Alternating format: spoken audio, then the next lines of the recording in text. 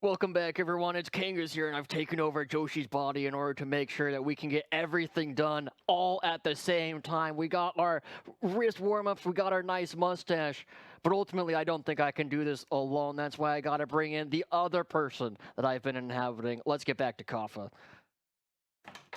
Bro, who's Kaffa? I don't know who this Kaffa guy is, but he sounds pretty good. Oh, it's real Kangas too! Yeah, What is this? Oh my God. My internet drops for 3 minutes and you replace me with 2 people? Bro, but it looks like we got 2 people. Well, this is fantastic.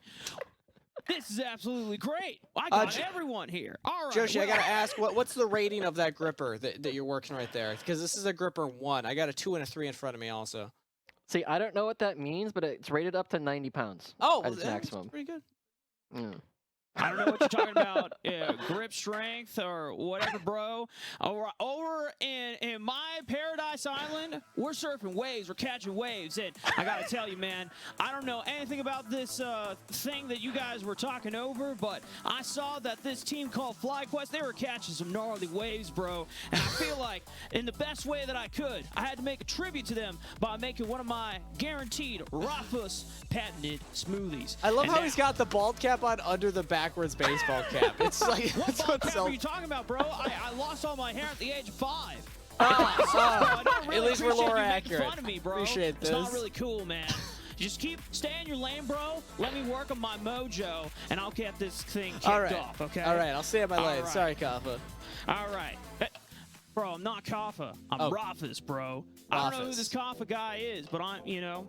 All right, anyway, it's okay. So, let's see. This team FlyQuest, whenever you're wanting to catch waves, you got to start off with base, because if you don't have your board under your feet, it doesn't matter how much talent you got, it doesn't how much spice you got. You're not going to be catching those waves. You're just going to fall flat on your face. So we got to go with our dairy-free, liquid of choice, oat milk, one of my personal favorites. Okay. So we're just going to... There you go. There you go. There. Okay. Okay. See, Rufus, I already made my smoothie earlier, so I'm going to be critiquing yours based on how it compares to mine. Yeah, well, I didn't ask for your opinion, whoever didn't ask. So, like I said, bro, stay in your lane. Just watch me get the mojo going on. All right, so the other thing, too, is whenever you're making a patented Rufus smoothie, you got to get a banana, you know. It could be your ordinary banana as long as it's got great I hear you're supposed to take a bite out of it first. That's all you need, man. The other thing, when you're combining milk and a banana, that already makes the base for the foundation, this composition that FlyQuest really put together. Now, the thing about FlyQuest, they got this Go Green initiative thing going on. They got leaves, so I thought, well, why not get some greens in there, bro? We got some spinach, some hearty source protein. Did you know that spinach was a source protein, bro? I didn't. Your spinach kind of looks like the ocean sky. Can you hold that up again? Yeah, actually, do that again, bro. I got the, so... Look at that. Already, we got a very green, very hearty smoothie. We got all the bases, the foundations for the making. Now, the other thing, too, is that FlyQuest, they do this thing, I might butcher the name of it. It's like an Ikebana or something. Yeah. So I wanted to pay an ode to that. I got some matcha green tea powder, and we're going to really, kick things into overdrive. Give it the signature style that FlyQuest really built on. So we'll just get a little bit of that matcha green tea powder in there. Yep, that's good stuff. And now to really bring this whole thing together, we got a couple things. One of the things in FlyQuest, there's some sweet playmaking, and it was out of this guy named Spyrax. And, I think the playmaking that he showed, bro, on this Ari pick, it was gnarly. That's how you really catch waves. And so, in order to tie that together, you get a little sweetness. We're not using any processed cane sugar. No. We're just using some agave in the rock. Don't worry. We're not going I thought that was like barbecue sauce. I thought that was straight syrup. Barbecue sauce in a smoothie, bro. What kind of smoothies you having, dude? That's not too good crazy ones for me, man. Definitely not good ones. I actually know this guy from Minnesota. His name is Kungus, and I tried one of these smoothies, man. Dude, I was in the bathroom for like the rest of the day, man. Yeah, they're a little intense. I've heard that he's a savant with smoothies. Not everyone can handle it. To really bring this thing together, now here's the question, guys. I need you to give me a number between 1, 2, and 3. Just pick. 2. 3. Go with his. Go with a 3. 3, 2, 3, Oh, 3. no. Well, okay. Well, I gotta commit to the bit. Gotta commit. See, the thing is, FlyQuest, the thing that brought the whole thing together was this Nocturne pick, and that was kind of a wild card. You would turn off the lights, and you never know what you get. So I got this mystery ingredient here. I don't know what it is, so we're just gonna, tap a little bit in here. Wait, if you don't know what it is, can we see? Red. Yeah, no, it's nothing. It's red. It's red sugar. Yep. Don't tell me what it is, though, bro, because it's got to be a mystery to me. I have no idea what it's going to be. All right, well, let's put this bad boy together. Look, all right, Rufus, here we go. You know, at least I'm not worried for your health in this time, but are you sure that Kungus was the issue in terms of making smoothies? The smoothie's super loud. It's making waves right now, and I hope it's not making waves in my stomach once I down this thing. Rafa, I just want to say I appreciate your level of commitment to the bit. Or sorry, Rufus, I appreciate your level of commitment. Yeah, who's Rafa, bro? Sounds kind of sexy, not gonna lie. Might have to hit him up. He's known. All right. He's known to have an allure to him. So here we have our FlyQuest patented Rafa's made specially to order FlyQuest. Oh, looks just like the sky. We can't see it. It's just the sky. You can't see it, bro? It's literal waves. What green screen? Bro, what are you talking about? He's actually at the ocean. I don't know what's going on with my screen right now, but I'm telling you, this thing is green and super hardy. All right, we're going to take a sip. Yeah, the secret ingredient he added makes it translucent. So it's just like a clear smoothie, obviously. How's he going to do it with a mustache shot? Oh, he's just committing. He's just committed. It's the flavor saver. Wow, that's pretty good. Oh, what did I put in there, bro? Oh, no. Oh, no. Oh, Rufus, are you okay? You good, man? How you doing? The thing is, the smoothie's sweet. It's got a nice balance, the aromatics, and got a little kick to it. Something in it. And it's kind of dripping down my mouth. Oh, this is so not cool. It's not cool at all, bro. Oh. So, Rufus, the secret is you have to spread the mustache and then take the sip. Spread the mustache. What? There you go. Yeah. You gotta like make it. It's like blinds, you know. Like, you gotta open the blinds. What's your name, dude? Kangas. Kangas, bro. If you're trying to ask me out, bro, you gotta save that for another time, bro. I don't know what you're trying to say, but it's all good, man. You know what? This movie's not that bad. It's just got a little kick, a kick that I'm not expecting. And you know what? That's all I've got really on my end. I'm gonna catch some more waves and enjoy my smoothie. Actually, let me take another gulp. Yeah, you gotta finish the smoothie. Come on, Rufus. Chug. He's not gonna do it. Oh, chug. Oh, he's got the whole thing. That's going down the hatch. Let's go. Oh man, that's Please, Rufus, if Kangas leaves me again, I might need you later on. All right. He's got. He's out. The legendary Rufus. I hope those waves are only in the background and not in his stomach, because I don't know what it is about Kungus and Rufus coming together, but the two of them, holy crap, do I need to show you guys how to make a smoothie. Hey, no, the secret to a good smoothie is that it models the draft, and Rufus did that, all right? You know, I think Immortals Academy are reacting to that smoothie about the same way that Rufus just did. A little bit of extra spice in there to make it difficult to go down. Yep. Twitch chat, you know what to do. You can make the same things. You've seen all the ingredients right here on our Academy stream, and that's gonna be FlyQuest's next content bit. They make ikibanas, and then they make smoothies.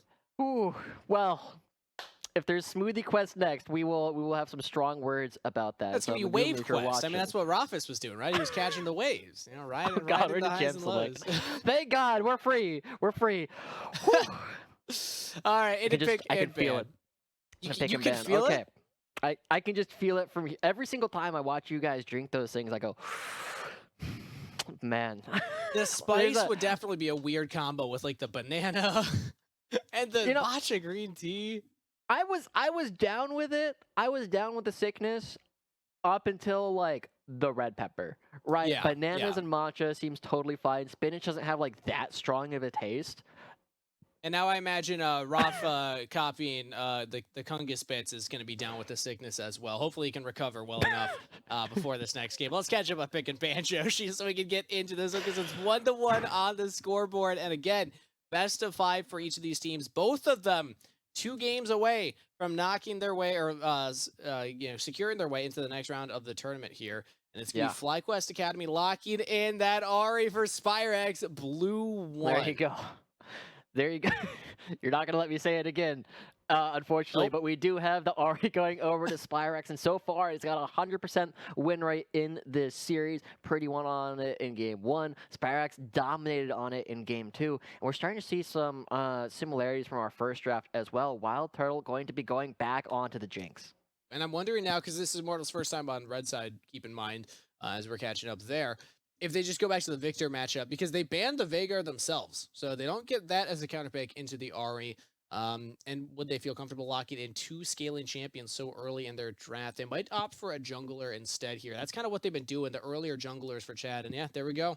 Yeah, it just seems like very much a handshake between the junglers, right? The Hecarim Nocturne are taken off the table, but this is the same kind of draft that we were looking at from our first game. The the call out right there coming through from Yuji saying, I don't think you expect me to actually play this, but it is looking very similar to what we had in game 1. Yuji, Chad, and Wild Turtle all back on their same champion. It's just Spyrex and the R instead of Pretty, but otherwise, yeah, the same, 3 out of 4 from game number 1. We saw what that meant for Yuji in the early game. Immortals actually did do a really good job shutting down Yuji on the Lee Sin clear. Like you had said, Chad mentioned that he feels confident going into Yuji because he feels like he knows what Yuji's going to do.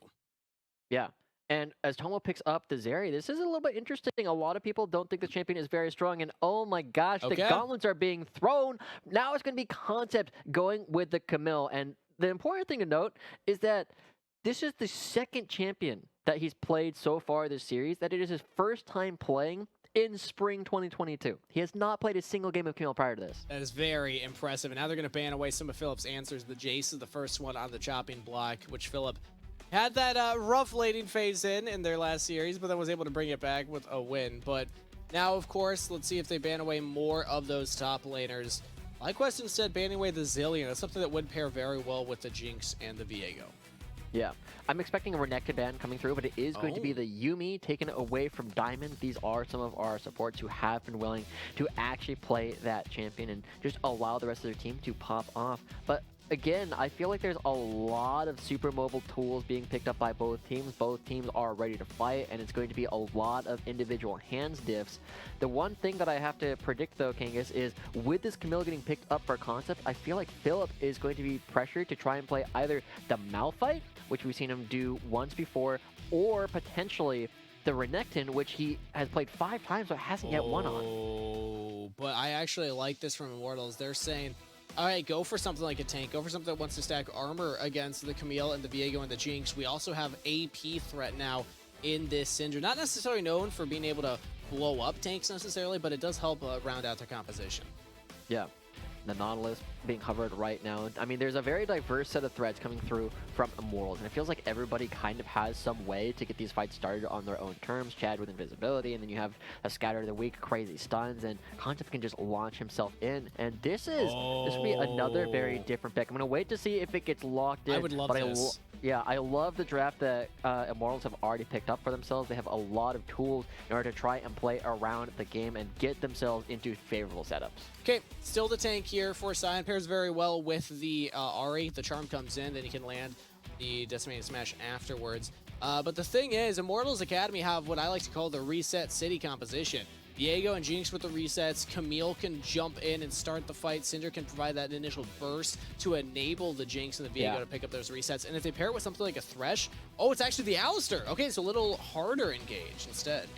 Yeah, they're very committed to going forward. There is no way out for Immortals. They go in, they just try and fight their way through everything. And FlyQuest, again, it feels like this is the team that has a lot of tools. Almost everybody can do something in order to get a fight started. Everybody has a lot of mobility to play with, except for basically Philip and Wildfit are like the only people who don't feel super mobile in this game.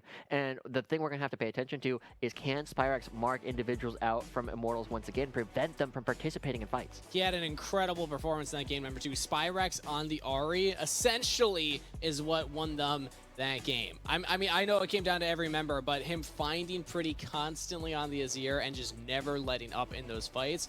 If you can do the same thing against a Syndra, who can defend herself a little bit better, is a bigger threat to the Ahri if you're looking for those flanks, but still immobile, so you can still look for essentially a similar play. And there's going to be a lot of fighting, right? You don't have the easy way to just guarantee split coming through from FlyQuest, and Nocturne was too valuable for UG last game, and you know, getting Wild Turtle on the wrong side or Joey on the wrong side, and this is going to be a situation where you have to do everything in full vision. So I think we're going to see a bit more of a repeat of what we saw in our first game, where it was just fights all over the place, people potentially being a little bit too far forward, and the opportunities to pick people off as they push in these side lanes, and that kind of crazy gameplay that we know this series to be. It's been insane so far. These teams have come to duke it out, and we expected that going into it. We thought that these would be team fight heavy teams in this best of 5, and they have been delivering on that front, everybody. The big pressure still, there's a lot of rookies in this game. Concept has been having an incredible performance. Spyrex as well. Which team's rookie will be more impactful going into game 3 as we're loaded onto the Rift? And we got a cowbell in the mid lane. Think, dink, dink. Well, we will get back to that. One of the interesting things to pay attention to in these early games, right? Chad was making the claim that he feels like UG does a lot of autopiloting in the early game. But something that has been really interesting to track is over the 36 games of the regular season that they both played, Chad had 35 kills at 15 and 35 deaths at 15. Whereas on the side of UG had 48 kills at 15 and only 27 deaths. He's not taking the same kind of risks that Chad oftentimes was willing to go for. And so FlyQuest is going to be looking at a little bit more of a stable kind of jungle, where he was just going to be full clearing the Lee Sin. I'm kind of expecting the same thing now on the opposite side. And it kind of makes sense if you think about it holistically. If Chad's the type of jungler that says, I know what the enemy's going to do, so I'm going to try and make the counterplay. Well, sometimes those go wrong, so you give up those early kills. Sometimes they go well, and you get the kills. But like you said, UG with a more consistent performance. The same thing! Speaking of, though, yeah, Immortals, the same thing! You go for an invade. The same wraparound that's just happened in game number 2. FlyQuest not respecting it this time either. Philip, good job body blocking the stun. Now, the Q knock-up. But UG low on health, has to run away here. Chad with the flash, gets flashed out of UG. Okay, and that's another opportunity. He made the call about Tomio earlier in the season. He does the same thing right now, and while Joey takes some damage, it's going to be Chad finding another jungle invade, pushing around UG, not allowing him to breathe at all. And last time the jungle invade happened, there weren't flashes trade, but there was a first blood to Concept. At least no one went down this time around. But the difference is, UG had to run all the way to the bottom side here and is not going to be up in clear while Chad takes away the entire jungle. Yeah. I also have something very funny that somebody pointed out to me, is a tweet that Chad made earlier today. Didn't really care that the car I bought has no AC. Just told myself, once it gets hot, I'll just open up all the windows. It is 99 degrees today, and opening the windows just causes hot air to slam in my face. And I feel like he's trying to do the exact same thing to UG. Just so much hot air, so much crazy aggression. UG needs to be careful he doesn't execute to these drugs. He could die here. No, he just smites it to stay alive. Yeah. But that's the position that UG's in right now. Like a Lee Sin, but this far behind is brutal. So Chad, yeah, getting that hot air up in UG's face. Make sure also, you get your AC in your cars.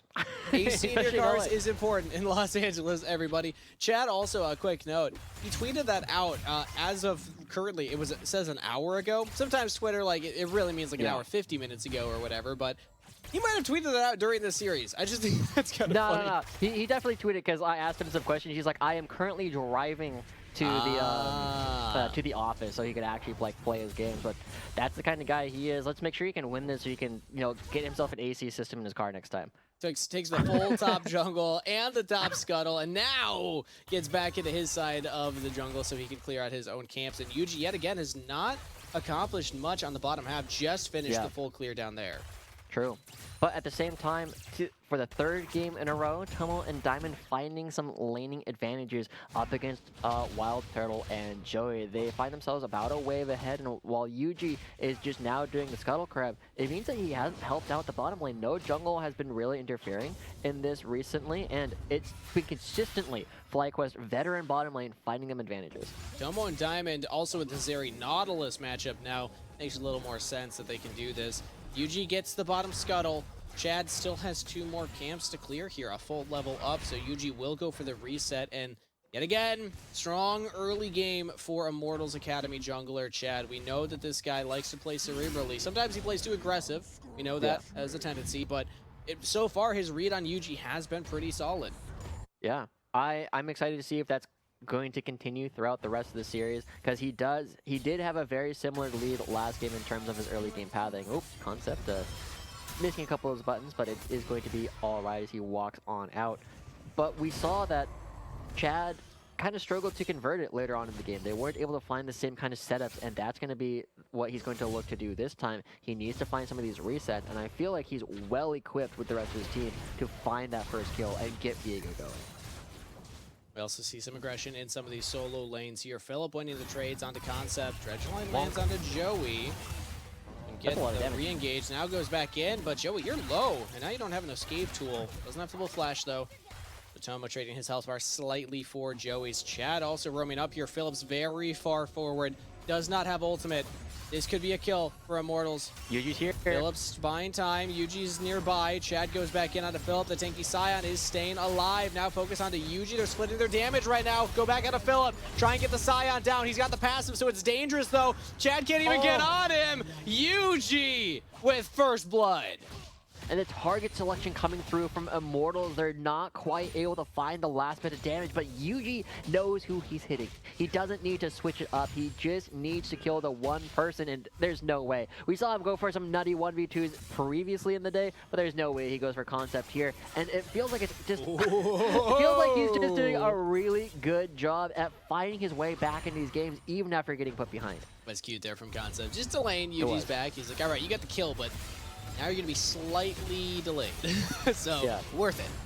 And this is micro things. But let's take a look at a replay. Yeah, it's hard. Immortals split their damage. Yeah, that's basically it, right? And Yuji, if he's just going to be free hitting Chad, there's not a whole lot of opportunities for Chad to do anything back. It's not a situation where you're winning that 1v1, especially while Lee Sin is just already brawling, has the Conqueror steps ready to go. And while Chad is still, ahead in terms of his farming, and he's got a much better route for his early game camps, giving over that first kill just means that Yuji already has the pickaxe. He's going to be able to start fighting, and he's actually ahead in gold despite the early deficits. Yeah, Chad did such a good job of just out farming in the early game, but one first blood for Yuji, and now Yuji's right back into the game. That's how scary Yuji is as a player, everybody. When you get these solo queue superstars coming into the academy scene, they struggle at the beginning, as we saw Yuji did, but their mechanics are always there. Their in-moment decision-making is always there. And Yuji now also leveling up with the team, finding better setups and following up on shot calls. Hey, he's got the best of both worlds now. Yeah, one of the things that I was really excited about for Yuji as we saw the regular season go on was it felt like you were in patience, but Joey doesn't need that. Straight onto Tomo, flashes away over the wall. Now Diamond, Dredgeline to safety, so Immortals cannot force the play. All right, I like it coming out from Joey, but that's 2 flashes committed for only Tomo's, now Concept's in trouble. Oh, Dragon's Rage into the wall. The immediate point-blank Scion ultimate and Concept picked up. Really well set up by Yuji, and Philip answering in kind. Yeah. I feel like Yuji is playing so much more cerebrally, to borrow your word, about the way that Chad plays than he did at the beginning of the season. He just walks up, he knows that he can drop his blue buff, he doesn't need to do it right now, as long as he can actually pinch the opposing top lane. He finds the second kill of the game for his team.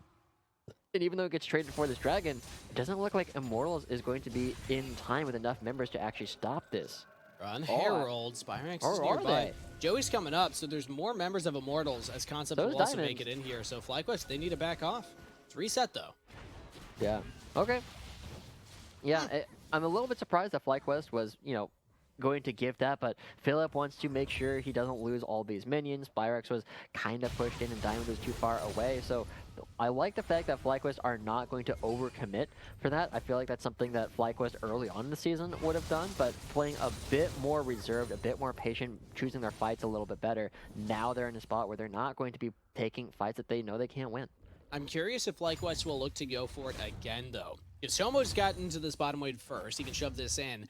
Does he just run straight to the Herald? Because this would be a little window where you can leave the Jinx alone, do the trade one turret plate to the Jinx for the objective, but they don't rotate Zeri up. Instead, they just start up the Herald on their own because everyone else is just doing their own thing in lanes. Yeah.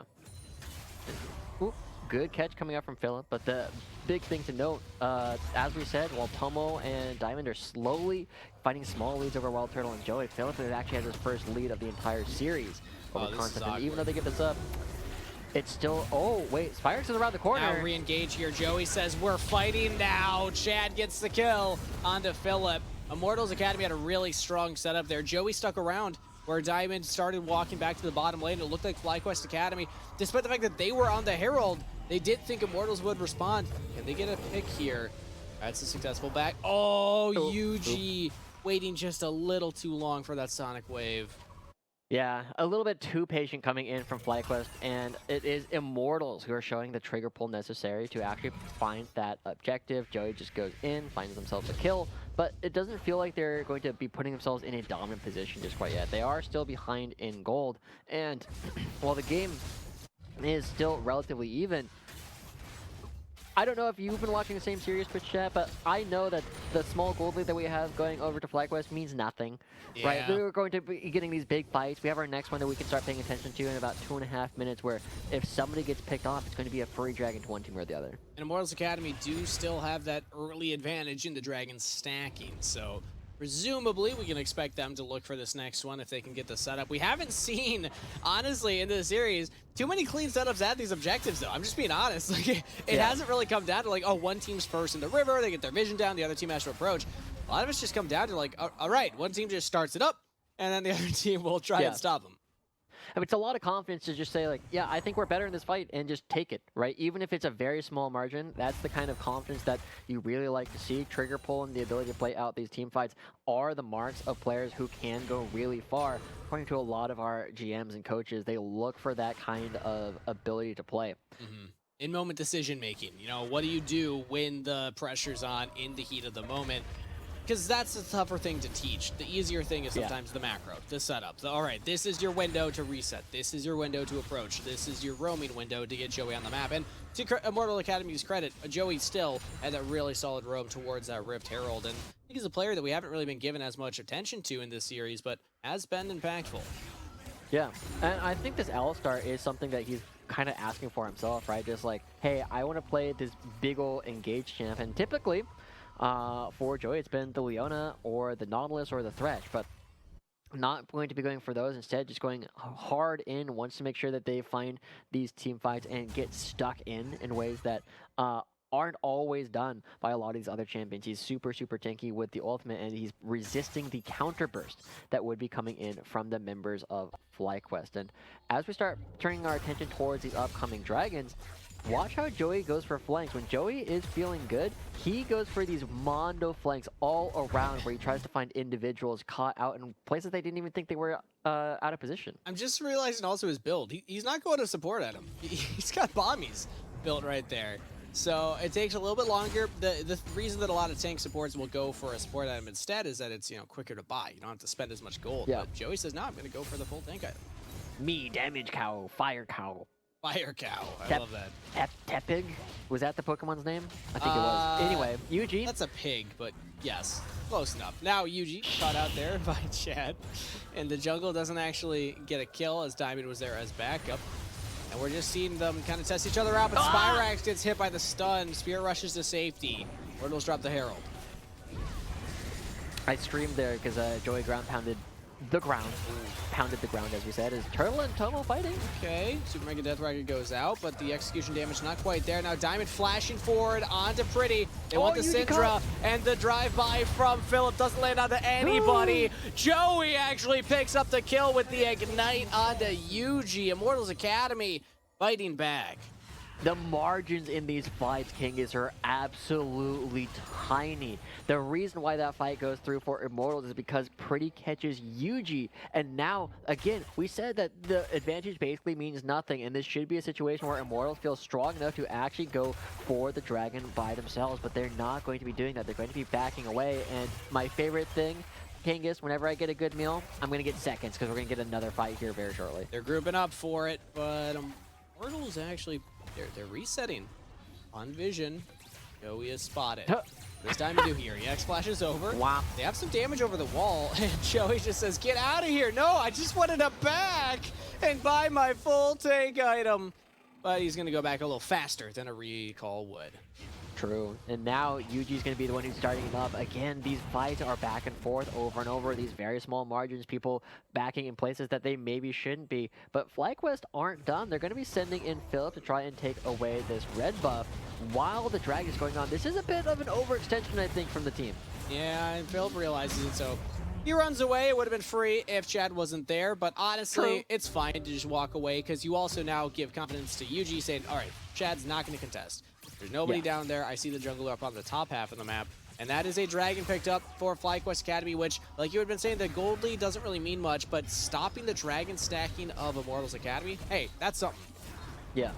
And so as I'm kind of looking at the map at the same time, we noticed that the gold is even. There's a Mondo CS lead for Philip. Again, the first time that's happened, he was generally getting behind up against Concept because of a lot of attention from Chad early on. And also, you know, part of the way that the matchups shake out. But it is now a big lead coming in for Philip over Concept. And Chad has got a decent one over Yuji as well. And that can be a big game changer based on the way that Philip is looking at this map. If he is strong, if he feels confident in his ability to make these plays, we already saw what he did when he was on Camille when he was behind. Now he's going to feel strong about it. Exactly. The tank front line is actually on the bottom half of the map, though. FlyQuest Academy, yet again, going for this objective. They don't have all 5 members. Immortals Academy do. Important to note that their top laner, just push in a wave top side, can look to group up here. They don't know that the Herald started yet. Oh, Joey! Academy, Joey goes over the wall, lands a double knockup. Spyrex, Diamond in trouble now. Tombo has nobody to stand in front, so Diamond is the focus, but they're actually doing a lot of damage back to Wild Turtle, who runs in. Now Immortals can look for more. Heartbreaker in. Now Phillips joined another fight, lands on a pretty. That's big! As Tobo has the damage over the wall. Joey gets popped. A double kill to Tobo. The chase down continues. Wild Turtle has to flash the wall. Tobo flashes to follow. Triple kill on Zeri. And they're looking for more. Concept and Shatter here. They have a turret to play around. Phillips up there. Tobo takes the first shot, but now Philip walks up. He's going to take so many shots right now as this Scion. The charm on the Concept. Tobo's got the damage. Philip still taking turret shots. He will go down. Immortals Academy played that one well, and FlyQuest Academy give over a kill. Oh, Chad's up here. Spyrex doesn't really realize. He's looking for Tomo. Teleport comes in as well. Spyrex, you are not safe. He has no idea. Turret's taken. He assumes that Chad went the other direction. He lands the charm on the Concept, but with Pretty here, that is a kill over to Immortals. An overextension from FlyQuest, punished once again by Immortals, but nothing in League of Legends is free. Yuji on the other side going to be taking more away. And it feels like the kills are just traded back and forth. The objectives are traded back and forth. The Rift Herald is for Immortals, but most of the kills go over to FlyQuest. And Tomo with a triple kill, finding the angle after Philip rejoins the rest of the fight. Really well played by Tomo in that, but it was also Philip that set it up. That unstoppable onslaught there, just running straight down on a Pretty, who was not prepared for the Scion off of the screen. We'll get a quick replay of this. The biggest thing here is the fact that Tomo is under no real threat, right? He's not going to be taking damage from Pretty. Pretty doesn't aggress on him, and he's found a pocket that he can play in. But once he actually finds an opportunity to go in, when there's no threat, because Chad and Concept are on the other side of the fight, Tomo feels so free to kind of do whatever he wants, chase down the 180 carry, because the Camille and the Diego can't come in. You know, eventually they do overextend, overestimating how tanky Philip actually is, and not actually hitting the same target. But that's the kind of mistake that I'd rather see coming out from these teams, is going for plays that don't quite work out. That sneak from Chad, though, so clutch right there. Spyrex, I mean, when you see the Viego that low of health hit the wall with the Shroud, you're like, all right, he's out of here. He ran away, right? But no. As we come back to live, Spyrex will still get another turret on the side here. Immortals drop the Herald in the top lane, so it looks like we'll be trading turrets across the map. But it is one of them costs at the usage of the Rift Herald, right? And it's going to be a huge opportunity for FlyQuest to just get damage here on the mid lane. And the second turret is way more impactful than the first. But Philip, they know he's here now. They're pinging towards it. Everybody on FlyQuest is coming over. Yeah, and that's the teleport in. Spyrax is looking for a deep flank right now. Pretty and Chad are completely routed. This is the weakness of Immortals Academy. This happens to them often in the side lanes. They just stay a little bit too long. They'll get the tier 2, but they lose Pretty's life for it. Chad will probably get picked up here as well. Heartbreakers to safety, but the flash from Yuji will secure the kill. Mid-turret falls. Wild Turtle grabs that in the mid lane. The Immortals will trade essentially 2 turrets for 2 kills. It's not just the turrets that are getting picked up, right? There's also a Dragon that is on the table. And FlyQuest, they have enough tempo. They have enough time before Chad and Pretty are back on the map. Alone. Trade. It's a 2v3 right now. You can't be this far forward. Immortals, they strike, and they find the kill on Diamond. Support down, engage down. Okay, but do FlyQuest still feel confident? It is still going to be a 4v3 for the rest of the duration of the Dragon. They are going to be picking up another one, and Immortals are going to be seeing. Yes, they do pick up a good kill, and that's always cool to see. Oh, Joey's over the wall. Mindfulness. There's no way Joey does anything. Yeah, Dragon's pretty low right now, so it is secured. Joey waiting. Look at this Mondo flank, though. This is the mindset of Joey. He goes, I go all the way around. There's no way anybody can do anything, and he finds Philip! Yeah, no ultimate available, no flash. Maybe Philip could look to teleport away, but there's too much damage, too much CC, so Philip accepts his fate. Joey with a really smart spot out there of FlyQuest Academy trying to bag. That is the most Joey thing I think I've ever seen. Right, just going all the way around and just looking for an opportunity to pick off people in this weird position, right? We saw Chad do it up in the top side where he used invisibility to get into the bush. Now Joey's doing it, just running around looking for these unusual angles and finds another spot to pick up an extra member. And the gold lead, Kangas, remains even. All the fights up to this point are basically just an appetizer for what we're going to see for the rest of it. But we got to see who our main course is, and again, it's Tomo. He hasn't necessarily been the major player. We look at Spyrax as one of the big people, but he was quietly picking up every single kill he could. He also only had, I think it was 1 death in game 2. Now he's 5-0-0, already 2 items on his area. We expect Tomo now to have the tools necessary to carry, but you know that there's a target on his back. Everybody on Immortals is spam pinging that 650 gold bounty right now. Like, get this guy. It's a challenge. Who can get it? Pretty, Chad, Concept, Wild Turtle, everyone's competing for that juicy bounty. And Tomo needs to stay safe in these fights because of that. Diamond goes forward. They find Joey. Actually throw out the ultimate onto Pretty, though. Depth charge. Yuji just kicks back. The Alistair Pretty flashes a reposition. Yuji over the wall. Gets the kill for Tomo onto Joey. Now Chad is in there with Pretty, but Tomo just jumps right at the Syndra. Now chasing a Wild Turtle. Immortals, they were competing for the shutdown, but the shutdown came for them. Tomo with a double kill. Now Chad, he's still here. Does Chad look for it? A new challenger approaches. Tomo says, I can sidestep you, I can auto you, and I can slow you. Chad's in some trouble right now. Does have the Heartbreaker reset. Tomo with another kill. 8-0. And oh my gosh, you gotta feel so scared if you're a member of Immortals at this point. Once again, Concept not joining the rest of the team, not gonna be using the teleport, then Philip going to be trying to match him down here in the bottom lane. Oh, a little bit too far. Probably could clear the way there. But it's just a situation where these top lanes are always trying to match each other on the sides. Concept's going to try and get away now with the hook shot, but here comes Tomo. You can chase down really easily, and that's another kill to the Zeri. It's a Concept. You get a turret. That feels good, but look at how fed Tomo is. Yeah. The big thing to note here is, again, the way that Tomo actually goes for this target selection. He starts off hitting like the only people he really can, but eventually, as Pretty and Chad go up, he's like, huh, that is a lone AD carry. That is a lone mage. They can't do any damage to me. I win the DPS check against Turtle, and he's able to turn around and find both carries all by himself. Those moments, we talked about it before, for these young players on their way to the LCS. What do they do in the heat of the moment? The chips are down when all eyes are on them. Tomo performing right now, and now it's Diamond frontline here. Joey's trying to approach, but Spyrax with a really good engager. Just buying time, buying space. Turtle gets a reset, though. Is excited. 1-for-1 trade. It's jungler for support, but Tomo's over the wall. Tomo is stunned. Tomo taken down down. The shutdown for Concept. 1,000 gold injected into this Camille. Now the pull back in onto Pretty. Can FlyQuest start the fight? They sell Spyrax for damage, but the tanks are separated from the damage, and the tanks go down. They will kill Pretty, but Immortals Academy will win the fight. That's 4 kills going right on back, and who actually picks up the shutdown? Because that is 1,000 gold getting picked up. Concept finds all the money in the absolute chaos that we saw there, and the gold remains even between these two teams. It's just fight after fight after fight. But just as we were praising Tomo for his target selection, this time it is Immortals who recognize that, he can't do that.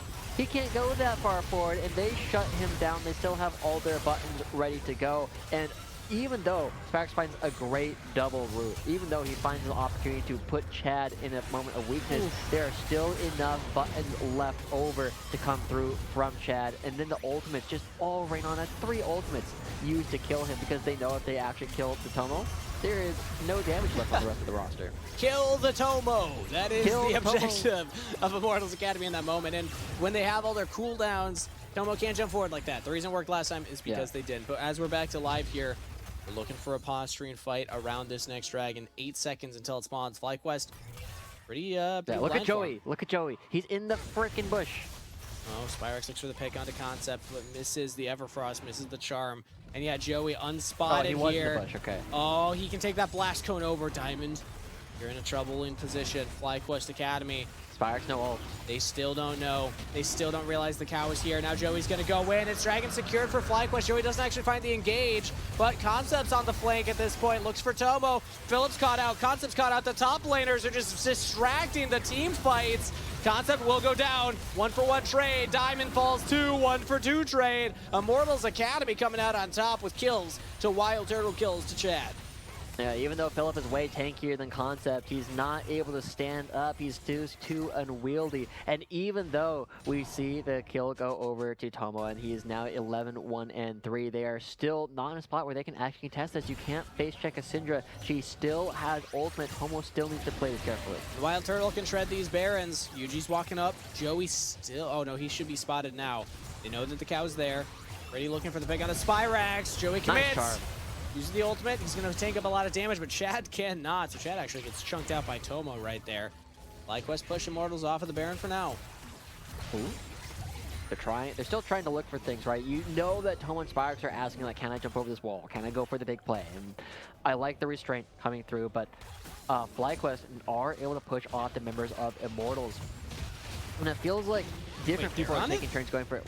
Whoa, they're just going for it. Okay. All right, well, Immortals Pretty spotted. has his teleport. Far side alteration was thrown. They know that this is happening, and there's that teleport coming in from Pretty. Chad can look for a steal over the wall. And FlyQuest are grouped up. Low min on Tomo, though.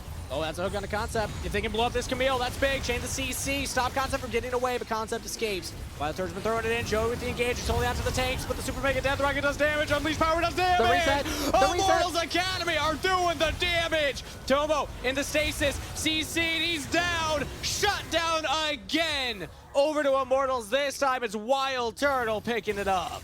And we set them up. We knew it had to be Pretty and Concept trying to find these initial bursts to find the resets. Turtle and Chad find everything. They pick up 3 kills. And just as we saw Immortals go for the Baron, then it was FlyQuest. Now it's Immortals once again, back and forth. These teams are ready to fight.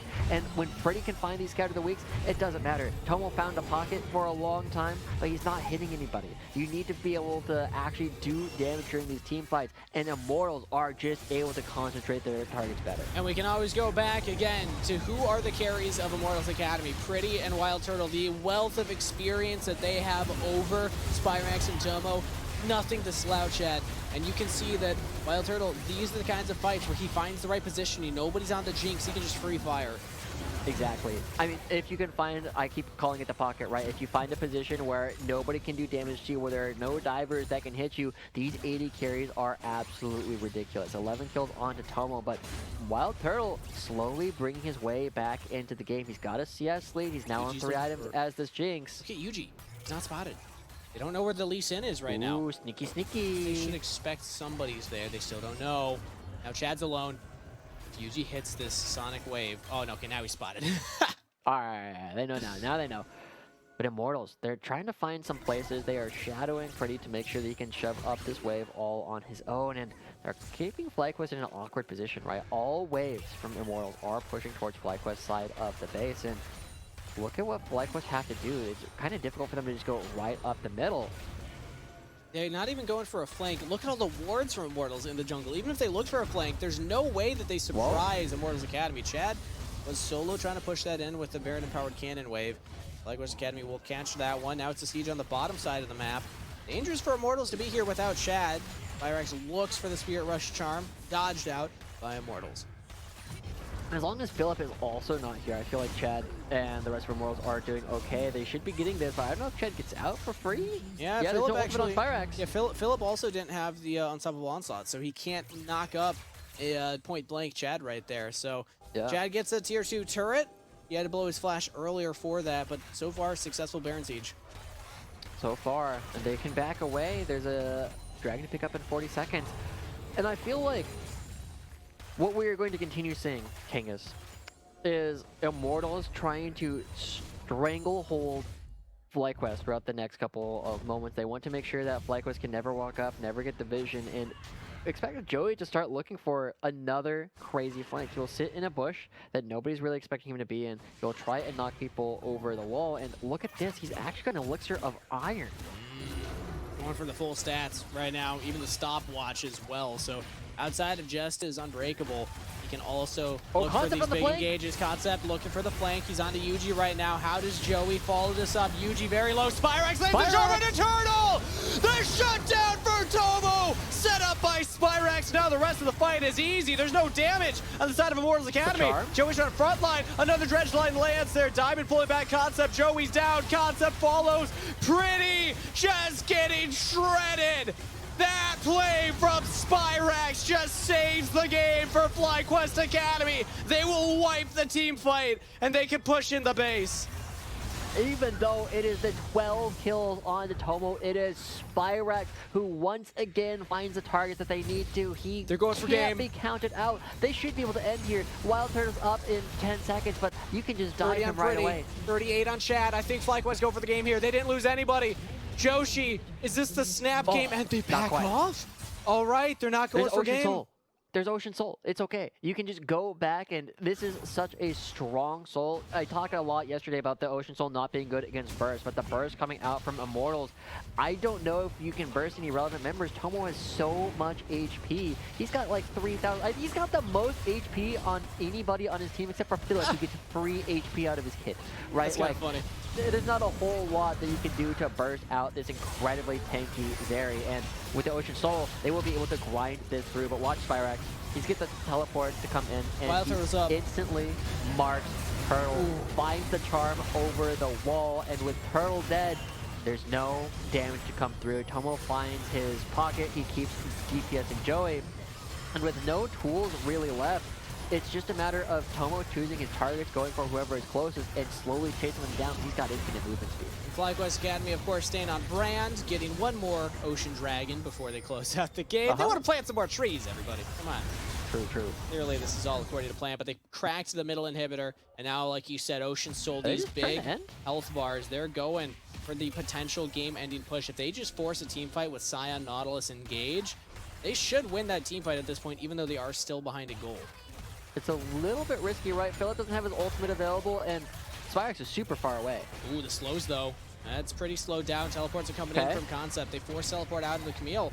FlyQuest can actually back off now, and Baron's going to be up relatively quickly, 45 seconds. As FlyQuest back away, remember that they do the Baron taking basically no damage the entire time. It's just a free opportunity for them to try and hit, and Immortals are going to be the ones who have to check, and now with no teleport on Concept, they can't threaten to end the game on the far side of the map. But this is the crazy thing. With a gold lead, Immortals are still in a position where if they find a team fight, they win the game. There's only inhibitor turns up. There's not enough defensive structures left in order to slow down Immortals from actually hitting the Nexus. So this game really is do or die. Next team fight gives you the advantage in this best of 5. So eyes on Wild Turtle. He got picked at the start of the last one. He's got both Summoner spells. He's got the Gale Force, and he's got 4 items on Jinx. If Wild Turtle finds, like you said, that pocket, then yeah, Immortals can still take this game. FlyQuest with the soul, it doesn't mean that they're invulnerable. Yeah. They still need to play this fight correctly. Watch Pretty. Pretty's the one who needs to find the damage. He needs to find that burst on the first target in order to allow Chad and Wild Turtle to reset. Pretty needs to get a really strong unleashed power on a single target. He's level 16. Does more damage, but they are getting flanked by all of FlyQuest. Philip! They're just going in for the play right now. Diamond commits onto Joey. Philip doesn't ulted the wall. find He has the wall. engage. They can't engage. Yeah, he hits the wall, just kind of face slammed it. So the engage tools are down. They still have depth charge. Diamond could look for that, but Immortals Academy, they just kited back. And now FlyQuest, they're in this awkward position of, do we follow the wave and kind of threaten them off of their base, or do we still look for the fight? Velvet just walk up. That's a flash. Depth charge in onto Chad. Trying to burst him down. Watch Wild Turtle in this fight here. He's caught out. Wild Turtle's down. FlyQuest with another successful fight. The hard engage from Diamond sets it up. Joey looks for one trade back. It looked cool, but the damage is just not there to follow up. FlyQuest Academy with a triple to Tomo and an ace for 0. They'll go up 2-1 in this best of 5. Even though Tomo has 15 kills, I feel like it's still Spyrax who's coming through. He was clutch last series. He was able to defend the base. Now he's marking every single target. He's finding the carries on Immortals, and FlyQuest put themselves one game away from winning a best of 5, continuing their streak of beating up Immortals every single time they find each other, and proving that UG is looking really good. Absolutely ridiculous. We're going to get another look at that game-ending sequence here before we set it to a break, because we got to look at that again. Wild Turtle, for what, 2 times in a row there, kind of split out from the team. I guess the first time he got picked because Spyrax had that really clutch engage, but that second one, Immortals were just all over the place. They got engaged on by Chad, but as we take a look here, like, just track Wild Turtle's positioning. Yeah, I mean, he's just looking to find his way in, and he's one of these guys that you know is going to try and gale force forward. So as he goes for the dance, he's trying to find that pocket. He's trying to find his way onto the back side of the enemy team, but there's not an easy way for him to ever do that. He needs to find his own space because nobody else on Immortals is creating anything. And as soon as UG realizes that, goes directly in. Spyrax jumps up on top of him as well, and well, Concept is able to get to Tomo. Tomo has 3,000 HP. He's never going to die. I was watching the depth charge onto Chad, or rather the hook onto Chad, but it was depth charge onto Wild Turtle. Diamond used Chad as an express, cubby to get towards the AD carry, and then UG was able to get behind it because of that knockup timing. That was really well done by FlyQuest Academy. Those are those instances where it is clear they are communicating. Find Wild Turtle, commit onto the engage on that Jinx, because 4 items, summoner spells up. Wild Turtle could have carried that if he had that pocket, but if you just use every ultimate on him, very hard for him to outplay that. There's a question, is it FlyQuest not playing to him, or him not playing to the rest of FlyQuest, right? There's nobody standing in front of him, and that's the difference that we need to see going into their next game, because Immortals are now pushed up against the wall. They have one more chance. They are on tournament point for the rest of the series. They got the upset against CLG, but FlyQuest Academy have been making a deep run here in the lower bracket. We're going to set it to another break before we're back with Rafa to get ready for game number 4. FlyQuest up 2-1 in the series. We'll be back after this.